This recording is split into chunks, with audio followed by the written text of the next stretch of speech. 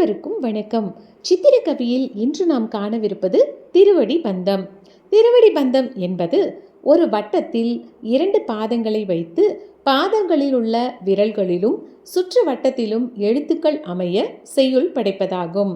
திருவடி பந்தத்தை வாசிக்கும் முறை: உட்புறம் கீழே உள்ள வட்டத்திலிருந்து வலது பாதத்தில் வலப்புறமாக மேலேறி, சுண்டு விரலில் ஏறி இறங்கி, அடுத்த விரலில் ஏறி இறங்கி, 3வது விரலிலும் ஏறி இறங்கி கீழ்வட்டத்திற்கு வந்து மறுபடியும் இடப்பாதத்தின் மேலேறி முன்போலவே எல்லா விரல்களிலும் ஏறி இறங்கி கீழேயுள்ள வட்டத்திலும் இறங்கி வெளிவட்டத்தில் ஏறி இறங்கி முறையாக வாசித்தால் பாடல் சரியாக வரும்.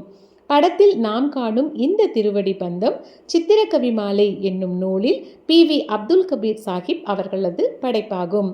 நாளை மீண்டும் மற்றொரு சித்திரக்கவியில் சந்திப்போம். நன்றி.